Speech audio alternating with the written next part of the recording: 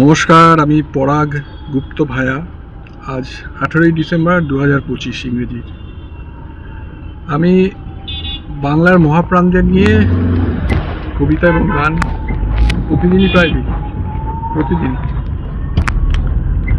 তা এক মহাপ্রাণকে নিয়ে লিখেছি গান, কবিতা। সেটা এখনই আপনাদের বলছি না মহাপ্রাণ, কিন্তু আমি হট করে আজকেই খুঁজে পেলাম। যার জন্য আমি আজকে এটা চট করে ভাবলাম ভিডিওটা করি। দুটো কারণে, একটা হচ্ছে ওই গানটি খুঁজে পেয়েছি, দ্বিতীয় কথা হচ্ছে আমার পাশে যিনি বসে আছেন আমার পিতৃদেব প্রদীপ কুমার গুপ্ত ভাই। গাড়িতে তো বাবাকে সবসময় পাওয়া যায় না, সেই জন্য যেটা বলার জন্য পড়া সেটা হচ্ছে, আমি যখন মাধ্যমিক পাস করি 93-তে,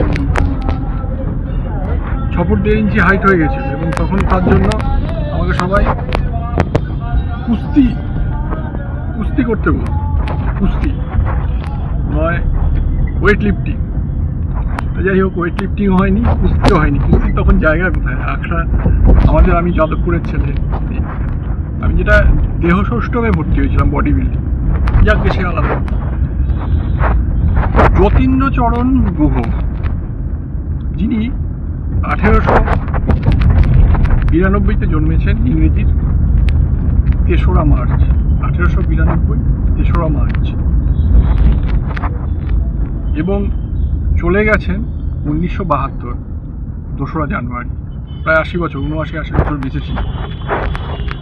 এই যতীন্দ্রচরণ গুহ, তিনি বিদেশে গিয়ে বিদেশি কুস্তিগীরদের বলে বলে হারিয়েছে। এই যে বাঙালির যে একটা দুর্নাম আছে, তারা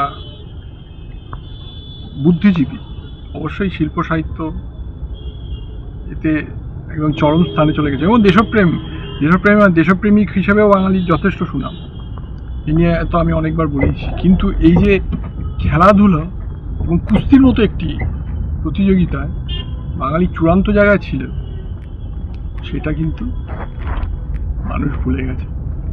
আমি সবাইকে অনুরোধ করব, অল্প বয়সীদের, যে যতীন্দ্রচরণ গুহ, যার প্রচলিত নাম, ডাক নাম গোবর গুহ, তার সম্বন্ধে একটু পড়াশোনা করতে। তিনি কিন্তু শুধুমাত্র শারীরিক দক্ষতা, মানে 6 ফুটের উপর উচ্চতা, 132 কেজি ওজন ছিল, তাই জন্য বিখ্যাত, হারাতে পেরেছেন তা না, তার অনেক টেকনিক ছিল, অনেক টেকনিক তিনি সংযোগ করেছিলেন এই খেলাটায়, কুস্তিতে। এছাড়া উনি যথেষ্ট মেধা চর্চাও করেছেন। ওনার বিভিন্ন মনীষীদের সম্বন্ধে বক্তৃতা আছে, লেখালেখি আছে, অসাধারণ সব, সেগুলো আপনারা দেখতে পারেন। এবং রবি ঠাকুর যখন নাইট উপাধি ত্যাগ করেন, উনি তখন ইংল্যান্ডে থেকে উনি কুস্তিতে ওখানে লড়ছিলেন।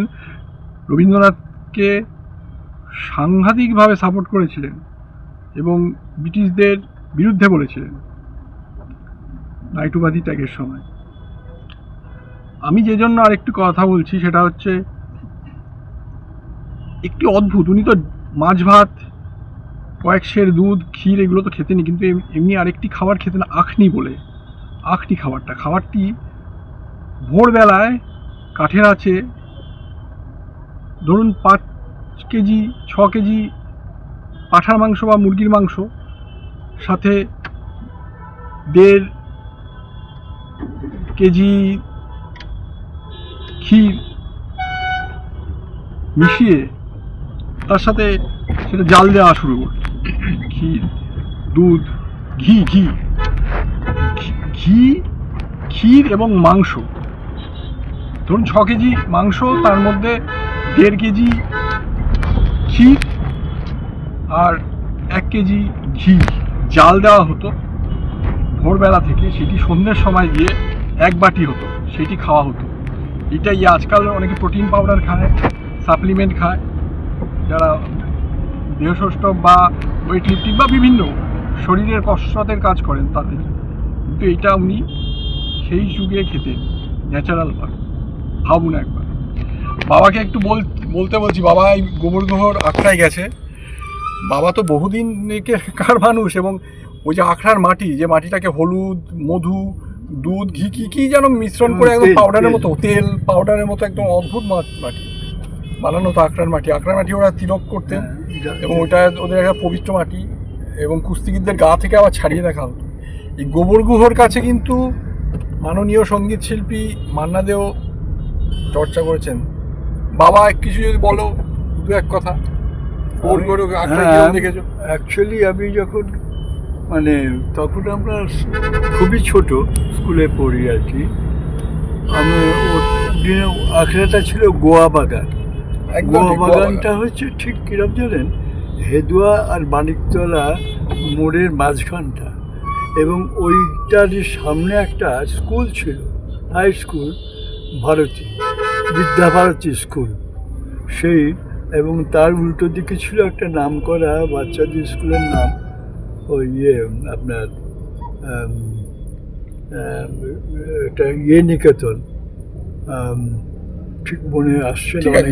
ওটা মোটামুটি তুমি কোন সালের কথা বলছো? মানে তুমি, আমি যেটা বলছি সেটা প্রায় আজ থেকে কত বছর আগে? থেকে প্রায় প্রায় প্রায় প্রায় প্রায় প্রায় 80 বছর হবে। 80 বছর আগের কথা বলছো, সুতরাং ক্ষমা করবে। কিন্তু আমি যেটা বলছি যে গোবর গুহকে, যতীন্দ্রচরণ গুহকে আপনারা সবাই স্মরণ করবেন, তাকে একটু পড়াশোনা করবেন।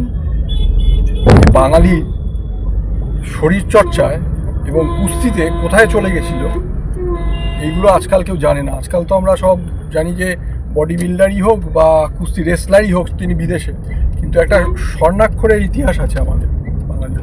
নমস্কার, সবাই ভালো থাকবে।